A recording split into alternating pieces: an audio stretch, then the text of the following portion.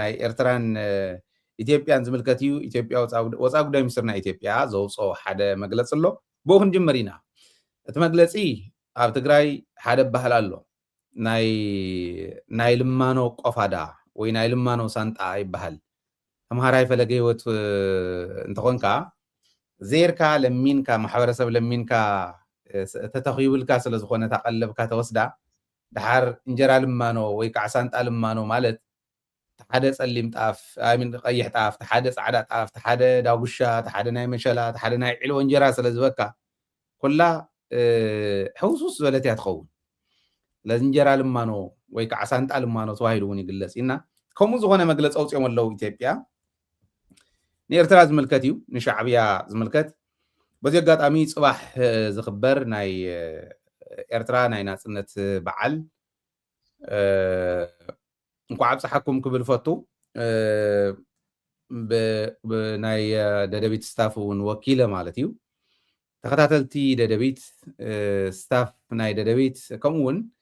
ጠቅላላ ቤተሰብ ደደቢት ኣውዚኡ ትከታተሉና ኩልኩም ወኪለ ክዛረብ ክእል እየ ኢለ ይሓስብ ከም ሓደ መራሕታ ሚድያ እዚ ንመላእ ህዝቢ ኤርትራ እንኳዕ ኣብፀሓኩም ናብ በዓል ናፅነትኩም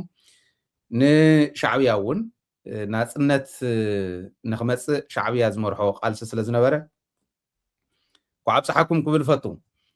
እዚ ኢለ ኣብዛ በዓሎም ኣብ ድሮ በዓሎም ኢትዮጵያ ግን መግለፂ ኣውፅያትሎም ኣላ ሻዕብያ ካብ መሬተይ ይውፃለይ ካብ ግዝኣተይ ይውፃለይ ሰራዊት ይውፅእ ዝብል መግለፂ ትርእሱ ወፃኢ ጉዳይ ሚኒስትር ናይ ኢትዮጵያ ካልኦት ምሁራን እውን ሓዊሱ ዘውፅዎ እዩ ዕጡቃት ናይ ኢትዮጵያ ይሕግዝ ስለ ዘሎ ኣብ ናይ ውሽጢ ጉዳይ ናይ ኢትዮጵያ እውን ጣልቃ ይኣቱ ስለ ዘሎ ሻዕብያ ካብ ጣልቃኣታውነት እውን ይቆጠብ ካብ መሬተይ እውን ይውፃእ ይብል መሬተይ ዝብሎ ዘሎ መሬት ትግራይ እዩ ንህዝቢ ትግራይ ዜጋይ ዘይበለ ንመሬት ትግራይ መሬተይ ይብል ከም ዘሎ እውን ብደንብ እንዳተገንዘብና ንናይ ቀርኒ ኣፍሪካ ሰላም ሕማሶ ዝኾነ ስርዓት እዩ ይብሎ ቃል ብቃል ዘቕምጥ ዘለኹ ሕማሶ እዩ ዝብሎ ንሻዕብያ ናይ ተሓሚስ መሰረት ኢሉ ዝገልፆ ዘሎ ማለት እዩ ናይ ኤርትራ መንግስቲ ዕጡቃት ኢሉ ዝገልፆም ከዓ ንሕወሓት ንባዕሉ ዕጡቃት ናይ ኤርትራ መንግስቲ ንኣብነት ሕወሓት ኢሉ ይገልፅ ሕወሓት ዘሽከርክሮም ዝእዝዞም ዕጡቃት ናይ ኢትዮጵያ ዓመፅቲ ናይ ኢትዮጵያ ኢሉ ከዓ ንፋኖን ንኦላን ይቕምጥ እዚኦም ናይ ወያነ ዕጡቃት እዮም ወያነ ከዓ ናይ ሻዕብያ ዕጡቅ ይብል እሞ ነዚኦም ብምሕጋዝ ሎጂስቲክስ ወታደራዊ ዓቕሚ ብምህናፅን ብምሕጋዝን ሻዕብያ ይሕግዝ ስለ ዘሎ ድማ እዚ ዝገብር ዘሎ መሬተይ ኮይኑ ግዝኣተይ ኮይኑ ስለ ዝኾነ ኣደብ ክሕዝ ዓለም ይሓግዘኒ ይብል ፕሪቶርያ ንክፈርስ ዋና ምክንያት እውን ንሻዕብያ ገይሩ የቕምጦ ከም ናይ ኢትዮጵያ ተቃዋሚ ፓርቲ ኮይኑ እዩ ዘውፅእ ከዓ ይብሎ መንግስቲ ኣይኮነን ከዓ ይብሎ ሞይሱ ማለት እዩ እቲ ናይ ሳንጣ ልማኖ ዝገብራ ዘሎ ናይ ኢትዮጵያ ተቃዋሚ ኮይኑ መግለፂ ከውፅእ ከሎስ ኣብ ኢትዮጵያ ኣካል ከም ዝኾነ ኣካል ኢትዮጵያ ከም ዝኾነት ኤርትራ ኮይኑ ኣብ ናይ ኢትዮጵያ ጉዳይ ብዘውፃናዮ መግለፂ ወይ ብዝሰራሕናዮ ተግባር ናይ ኢትዮጵያ ተቃዋሚ ፓርቲ ኮይኑ እዩ ዘውፅእ ኢሉ የቕምጦ ዓሰብ ከይንጥቀም ቃሉ ዓፂፉ ከዓ ይብል ሳንጣ ልማኖ ማለት እዚኣ እያ በቲ ሓደ ገፅ ንዓሰብ ንሃናይ ግዛኣትና ይብልዎ በዚ ሓደ ገፅ ከዓ ዓሰብ ብጥርሑ ክትጥቀምሉ ዝብል ኤርትራ ንኢትዮጵያ ሂዋታ ነይራ እያ ነገር ግን ዓሰብ ብጥርሑ ንኸይንጥቀም ቃሉ ዓፂፉ ሻዕብያ ይብል ኢትዮጵያ ተዓፊና ንኽትነብር ሽርሒ ኢሳያስ እዩ ኢሉ መራሒ ናይቲ ጉጅለ ኢሉ ንኢሳያስ እውን ይገልፆ ፓርላማ ዘይብላ ሕገ መንግስቲ ዘይብላ ተስፋ ዘይብላ ኢኮኖሚ ዘይብላ መራሒ ዘይብላ ባዶ ሃገር ኢሉ እውን ይገልፃ ንኤርትራ ማለት እቲ መግለፂ ከምኡ ኢሉ ይገልፃ እና ናይ ቀይሕ ባሕሪ ድሕንነት ሓደጋ ስለ ዝኾነ ዓለም እውን ብሓደጋነቱ ሪኣ ቀይሕ ባሕሪ ድሕንነቱ ንክሕሎ ንኢትዮጵያ ናይ ቀይሕ ባሕሪ ሕልማ ንክተፍፅመላ እውን ይሓትት ናይ 20 ክፍለ ዘመን ድሑር ተረኽ ሒዙ ዝመፀ ውድብ እውን ኢሉ ይገልፆ ንሻዕብያ ብዲፕሎማሲ ንፍትሓዮ ኢሉ ከዓ መይሱ ካብቲ ናይ ሓንፋጣይነት ፃሕታራይነት ቃላት ቅድም ኢልና ዝሰማዕናዮ ብዲፕሎማሲ ንፍትሓዮ ከዓ ይብል ካብ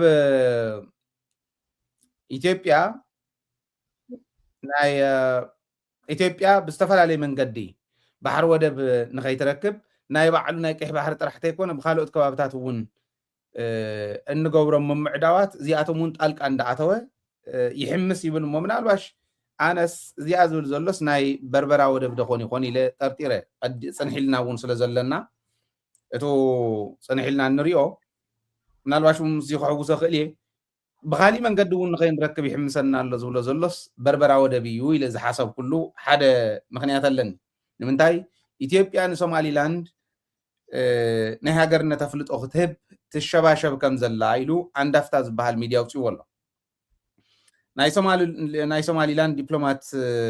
ነጊሮሙና ኢሉ እዩ ዝፅሕፍ ፍልፍላተይ እዚኦም እዮም ይብል አንዳፍታ እተን ሰለስተ ሃገራት ተባሃላ ክልተ ተገሊፀን ደድሕሪ እስራኤል ክህባ ዝኽእላ ሳልሰይቲ ተገለፀትን ነይራ ኮሞሮስን ዩናይትድ ዓረብ ኤምሬትስን እየን ስለዚ እታ ሳልሰይቲ ኢትዮጵያ ምዃና ዲፕሎማትስ ናይ ሶማሊላንድ ነጊሮሙና ኣለው ጉንበት 10 2018 መበል 35 ዓመት በዓል ናጽነት ዘኽበረት ሶማሊላንድ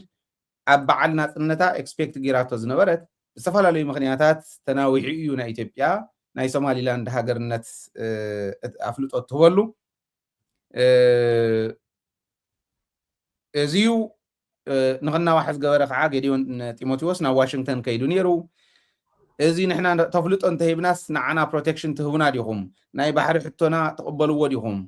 እዚኣቶም ንኸፃሩ ከይዱ ከም ዝነበረ ጌዲዮን ንኣሜሪካ እውን ይገልጽ ሶማልያ ግን ኣብ ዕብዳን ከም ዘላ ኢሉ ከዓ ይቕምጥ እዚዩ ናይ ኢትዮጵያ ሚድያታት ዘቕምጥዎ ዘለዉ እዩ በርበራ ዓሰብ እንተዘይተረኺቡ ዓሰብ እንዶም ከም መደናገር ተጠቒምካ በርበራ መምፃእ ሓደ ስትራቴጂ ምዃኑ ይቕምጥ ዝተረጋግዐ ከባቢ ንክህሉ ኢትዮጵያ በርበራ ሲኹን ዓሰብ ሲኹን ክትረክብ ኣለዋ ናብ ዝብል ከይዶም ኣሎ ናይ ዓሰብ ተስፋ እንዳቆረፆም ግዲ ከይዱ ፀርፊ ሳንጣልማኖ ገይሮም ናይ ኤርትራ ዓሰብ ብበርበራ ምቅያር ክህሉ ከም ዝኽእል ኢትዮጵያ ንሶማሊላንድ ፍልጦ ዝሃበትላ በርበራ ናይ ምጥቃም ዕድል ክህልዋ እዩ ነገር ግን ኢትዮጵያ ትደሊ ኣብ ጅቡቲ ፅግዕተኛ ኮይና ክትነብር እንተይኮነስ ሶማሊላንድ ሂባታ ብሊዝ እውን ጥራሕ ተይኮነስ ዓሰብ ዝበሃል ናይ ባዕለይ ኢላ እትውንኖ ባሕሪ ንኽህሉ ኢና ንደሊ ክዓይሉ ይዛዝም እዚዩ ኣብ ጭንቀት ከም ዘለዎ የርኢ እዚ ኢሎም ኣለዉ ስለዚ እስኪ እንታይ እዮም ዝብሉ ዘለዉ ዝብል ኤርትራውያን እንታይ ክብሉ እዮም ታሊንክ እውን ከቕምጠሎም እየ ሚኪ ኣብዚ ሓሳብካ ክትቕምጥ ትኽእል ኢኻ ክምለስ እየ ኣነ ደድሕሪ ኢኻ ኣብታ ናይ ሻንጣ ልመና ዝበልካያስ ካብኡ ለሚኖም ተተኸቦም ኢለ እንዲ ሓሲበ ካብኡ እንደገናስ ተፈላለዩ ነገር ምስ ገለፅካስ እዚ ሆያ ሆየ ዝበሃለሉ ግዜ ኣሎ ሽዑ ደይኮነ ተፈላለዩ ነገር ዝውሃቡ ናይ ምሻሙሾ ናይ ሆያ ሆየ ተፈላለየ እኽሊ ይወሃብ እንድዩ ሳንጣ ልማኖ ማለት ግን ክትልምን ከለኻ ኣይ ፃዕዳ ጣፍየ ዝደሊ ፃዕዳ ጣፍየ ዝልምን ሎማ ዓንቲ ኢልካ ይትወፅን መቸም ዘለዎ እዩ ዝበካ ሰብ መሸላ ዒልቦ ወይ ናይ ጣፍ ወይ ካሊእ እንተሃልዩን ካሊእ ማለት እዩ ሕምባሻ እንተሃልዩን እንጀራ ዘይክኾን ይኽእል እዩ ኩሉ ተቐላቐለ እታ ሳንጣ ግን እዚኣ ንፃዕዳ ጣፍ እዚኣ ንመሸላ እንዳበልካ ከዓ ሒዝካ ስለ ዘይትኸድ ሓንቲ ሳንጣ ሒዙ ስለ ዝኸድ ዝልምን ናብታ ሳንጣ እዩ ዝእቱ ሰብ ዘዘለዎ ሕዝታይ ትኾን ሕብራ ተፈላለየ ይኸውን ማለት እዩ ናይ እንጀራ ልማኖ ወይ ሳንጣ ልማኖ ማለት ንሳ እያ ሰሚዐ ኣይፈልጥን እናፅቦ እዮም መቸም ብልፅግና ደቃሲኡ ንሲ ኩሉ ግዜ በቃ ኣጀንዳ ናብ ኣጀንዳ ናብ ኣጀንዳ ይወስዱና ዘለዉ ናይ ባዕሎም ኣጀንዳ እናተቐበልና ንከይድ ኒጥ ዕላማ ኤርትራ ከምቲ ዝገልፅዋ ዘለዉ ንድሕር ኮይናሲ ኣብቲ ዓዶም ዘሎ ፀገም ከ ማእዝዮም ክፈትሕዎ ኢሉ ሓሳብ ይመፀለና ወሳይ ማለት ኤርትራስ ሓመቐት ፀበቐት ተዋጊኣ ተቃሪሳስ ሃገር ኮይና ኣላ ዓንያ ድያ ማዕቢላ ድያ ተማሂራ ድያ ፀሚማ ድያሲ ሓደ ሃገር ናይ ባዕሉ ጉዳይ ናይ ውሽጢ ጉዳይ ናይ ባዕሉ ህዝብ እናቀተለ ናይ ባዕሉ ህዝብ እናሳቀየ ልዕሊ 21 ሚልዮን ባይዘወ ኢትዮጵያውያን ብናይ ኢንተርናሽናል ኮሚኒቲ ዝተረጋገፀ ኣብ ኢትዮጵያ ልዕሊ 21 ሚልዮን ተመዛበለ ህዝቢ ኣሎ እዩ ናይ ትግራይ ሓዊስካ ማለት እየ ኣብ ኢትዮጵያ ሙሉእ ስለዚ ኩሉ ህዝቢ እናሳቀየ እናሃለወ ናይ ብልፅግና ስርዓት ናይ ጎረባብቲ ገምጋም ምሃብን ናይ ዛዕባ ኤርትራ ኣጀንዳ መሓዝንሲ ውዒሎም ሓሊሎም ከይዶም ኤርትራ ዓቕሚ ከም ዘይብላ ምሲሎም መጨረሽኡ ነታ ባሕርስ ከመይ ሒዙ እውን ንሓዛ እቲ ኣነ ዝርድአኒ ዘሎ እዚኣ ማለት እዚኣ ስለ ዝኾነት ዓላምኦም መጨረሻው እዚኣ ንምዃን ግን እቲ ኣብ ሰሜን ዝኒ ህዝቢ ትግራይ ህዝቢ ኤርትራ ህዝቢ ኣምሓራ ከምኡውን ዓፋር ሓዊስካ እዙይ ናብ ሓደ እንተመፅኡ ማለት ሰሜን ክብል ከለኹ ዋላ ዓፋር ሰሜን እንተዘይኮነስ ናብቲ ናይ ሰሜን ህዝቢ ዝብልዎ ንሶም ይሓውሶ ኣለኹ ባዕለይ እዙይ ናብ ሓፈሻዊ እንድሕር ሓቢሩ እንድሕር ጠንኪሩሲ ንባዕሉስ ናብ ሓደጋ እትዎ ምህላው ሒዚ ዝርድኦ ዘሎ ይመስለኒ በርስ ካብ ቀረባ ግዜ ብቡረ መፂና ብካሊእ መፂና እንታይ ከም ንገብራ ገለታት ብዙሕ ንሰምዕ ነርና ኢና ናስ እዚ ተወሳኺ ዝዓነወት ሃገር እያ ኢልካ እቲ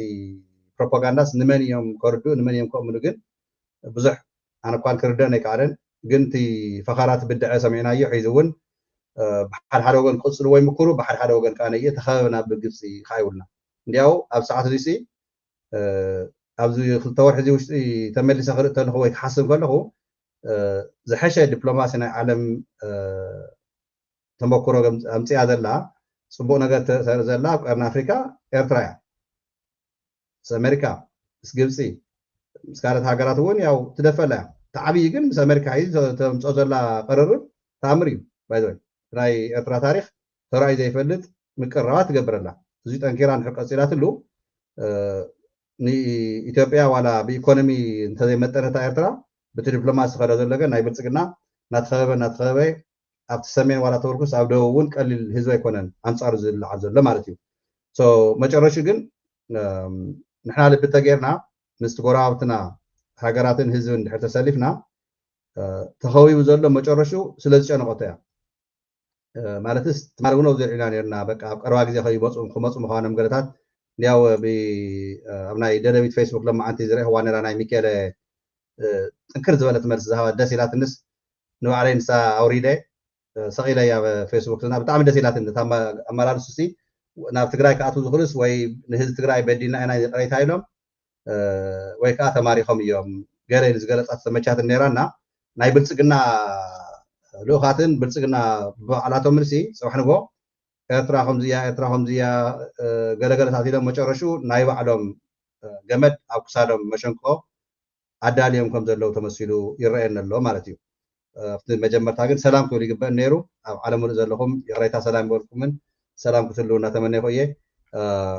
ካልኦት እውን ኣለዋ እየን እኒወ ክንቅፅለን ስለ ዝኾና ናብኻ ክምልሳ እሞ ካብኡ ኣነ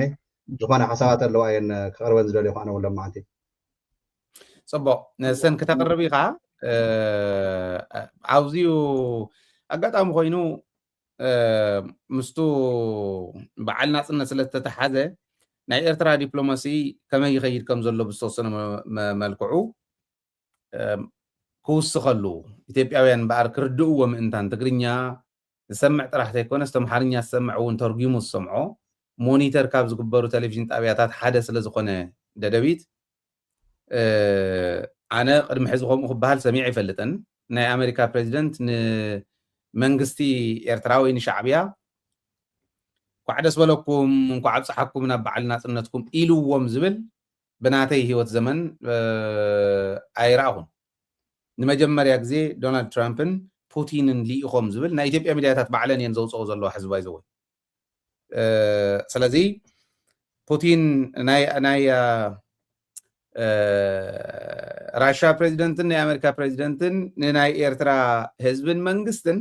እንኳዕ ኣብፅሓኩም ንበዓል ናፅነትኩም ዝብል መልእኽቲ ከም ዝለኣኹ ተፈሊጡሎ ዝብል ተዓንተ ወይ ዘለዓልክዎ ሚድያ ባዕሉ ኣውፅዎ ኣሎ ሕዚ እዚ ጥራሕ ኣይኮነን ልክዕ ከምቲ ናይ መለስ ዝነበረ ካይዳ ዋላ ፖለቲክሊ ከም መለስ እዮም እንተዘይበልኩ ክኾኑ እውን ስለ ዘይረኣኽዎም ናይ መለስ ፖለቲካዊ ብቕዓት ዓለም ዝመስከረሉ ስለ ዝኾነ ናይ ዲፕሎማሲ ብቕዓቱ ከምኡ ስለ ዝኾነ ግን ተተሕዛ ምስ ኣሜሪካ እውን ሰላም ገይሮም ናይ ልምዓትን ናይ ካልኦትን ርክባት እናገበሩ ክኸዱ እንድሕር ክኢሎም ኤርትራውያን ናይ ኤርትራ መንግስቲ ንሱ እንተኽኢሉ ንራሻን ንቻይናን ነዘን ብዙ ሓደ ገፅ ዝኒዋ ክልቲኦም ራይት ኤን ሌፍት እዮም ራይት ኤን ሌፍት ሒዞም ክኸዱ እንድሕር ክኢሎም ኣብ ማእኸል ኮይኖምስ ንክልቲኡ ባላንስ ክገብር ዝኽእል ናይ ዲፕሎማሲ መስርሕ ክሰርሑ እንተኽኢሉ መንግስቲ ኤርትራ ዘይምድናቕ ይከኣል ንኢሳያስ ዘይምድናቕ ይከኣልን ሕዝባ ይዘውን إذا قلت لك لها بخالي خيد زغل سيلا قنصل تزغونت كند عين مرفي تخون مئتويت زلاتنا بوليتيكا نو هاوز اللو عقرقر كبل نبوريو expect نقبريو إذا كل عامت ودي قزنا برا دبلوماسي ناي إرترا تلاعيلو ولا نعبي حمدي ستقوم ونخالي ستقوم زي قدس عرم تتقيمهم لنديو سو هزبون مدفع زعمونو هزبون خطفق تتقيم اللومي نسوم جن استقلف دبلوماسي مفتاحهم تتقيمهم إزي زي من نقي قال واغا زخفلنا له ኩናት ረጊፅ ዝሓለፈ ዋላ እንተኾነ ማለት ስለዚ እዚኦም ሓሊፉ ናይ ኣሜሪካን ናይ ራሽያን ፕሬዚዳንታት እንኳ ዓብፅሓኩም ኢሎሞም ክበሃል ከሎ ንኢትዮጵያ ዲፕሎማሲ ናይ ኢትዮጵያ እናተቐበረ ይኸድ ከም ዘሎ ዲፕሎማሲ ናይ ኤርትራ ሓፍ እንዳበለ ይኸይድ ከም ዘሎ ይርአ ኣሎ ንሕና ኣብታ ፅሙዶ እስካዕ ዘለና ሕዚ ዲፕሎማሲ ናይ ኤርትራ ሓፍ ኢሉ ክንሪኦ ናይ ግድን እዩ እዚዩ ማለት ንዓና እውን ስለ ዘድልየና ማለት ቀይ ባሕር ሰላም ምዃኑ ንዓና እውን የድልየና እዩ ናይ ኤርትራ ዲፕሎማሲ ምጥንካሩ ንዓና እውን የድልየና እዩ ኣፍሪካ ካብ ዘለዋ ሃገራትን ካብ ኣፍሪካ ወፃእ ዘለዋ ሃገራትን እዚ ክብላ እንድሕር ክኢለን ብዛዕባ ናይ ኤርትራ ዲፕሎማሲ ዝምልከት ሓደ ዝደግሙ ዘለው ኣይትድገሙ ስለንብል ኣውፅየ ኣለኹ ከምዚ ገይረ ኣቶ ከምዚ ዝበለ ነገር ስለዘይምቾት ካሊእ ፅቡቕ ዝፅሕፍ ሰብ ንኸይርአ ስለ ዝገብር ማለት እዩ ምስ ይቅርታ ስለዚ እቲ ናይ ኤርትራ ዲፕሎማሲ ዘለዎ ደረጃ ንኢትዮጵያ ዓብዪ ስግኣት ኮይኑዋ ዘሎ ተዓንተዎ ዝበልናዮ ናይ ልማኖ እንጀራ ዓይነት ኮይኑ ቀይሕን ፀሊምን ሓዋዊሶም መግለፂ ምውፃእ እውን እስካዕ ዝኣብዮም ዝበፅሕሉ ኤርትራ ዘላቶ ናይ ዲፕሎማሲ ደረጃ እዩ ከምኡ ዝገብሮም ዘሎ ዝብል እምነት ኣለና ኣነ እውን ማለት እየ ስኢልና ሓሊፍናዮ ክንከድ ዘየብልና በዓል ዩኤ ይኾና ካልኦት ሃገራት ፀረ ኤርትራ ዝነበራ እሞ ፀረ ትግራይ እውን ዝነበራ ኢትዮጵያ ደግፈን ካሊእ ደግፈን ዝኸዳ ዘለዋ ሃገራት እውን ምስ ኣሜሪካ ዘለውን ረኽቢ ምስተን ካልኦት ናይ ሌፍት ዝበሃላ ሃገራት ዘለውን ረኽቢ ኣወንታዊ ዋላ ይኹን ናይ ኤርትራ ምጥንካር ይንኣስ ይብዛሕ ብዘየገድስ ናይ ህዝቢ ከምቱ ዝገልፅዎ ዘለው እቲ መንግስቲ እውን ፓርላማ ይሃልዎ ብዘየገድስ ንኤርትራውያን ዝምልከት ኮይኑ ዲሞክራሲ ንምትእትታው እውን እቲ ሕዚ ዝኒሄ ናይ ዲፕሎማሲ ልምምድ ኣድላይ ስለ ዝኾነ በዚ ኣጋጣሚ በሪ ዲፕሎማሲ ኤርትራ ምኽፋቱ ንዓና እውን ዝሕጉሰና ምዃኑን ደጊመ እንኳዕ ኣብፅሓኩም ክብልን ስለ ዝደሊ እየ እዚኣ ዘቕርብ ዘለኹ ተንምሳኻ ዘለዋ ነጥብታት እውን ኣይ ቲንክ ጥንክር ዝበላ እየን ንሰን እስኪ ፈርዋርድ ግበረን ክንሪአን እሞ ኣብ ግዜኡ ክንገብሮ ኢና በቲ ሚድያ ደረጃ ኣነ እውን ሎማዓንቲ እንኳዕ ኣብፅሐኩም ኢለ እንኳዕ ደስ በለኩም ኢለ ምን ኤርትራውያን ባይዞ መበል 35 ናፅነቶም ራሽያን ኣሜሪካን ጥራይ ይኮን ኣሜሪካ ያው ኣነ እውን ዶናልድ ትራምፕ ንእሽተይ ስለ ሸተት ዝብለና ዘሎ ኣብ መጨረሻ ስለትመፅና እውን ንስኻ ኣነ እውን በቃ ከም ዘይጋ ኣሜሪካዊ ያው ካብ ኣብፅሐኩም ኢለኩም የቀዲመ ኣውስትራልያ ሓደ መዓልቲ ቀሪኩም ዘሎ ምክንያቱ ሎማዓንቲ ባእኹም ዕለት 23 ኮይኑ ዘሎ ሓሊፍና ንሕና ኢና ሓደ መዓልቲ ቀዲምናኩም ዝኔና ገና 24 እንዲ ጉንበት 24 እዩ ዝኽበር በዓሎም ኣባኹም 23 እኒሄ ሎማዓንቲ እወ ያ ዛስዋ ከብል ኣለኹ ኣባና 22 እኒሄ ጋና ንኣኹም ሓደ መዓልቲ ንኣና 2 መዓልቲ ቀሪቦ ኣሎ ስተሳና ግን ክንርከበኩም ኢና ንኸውን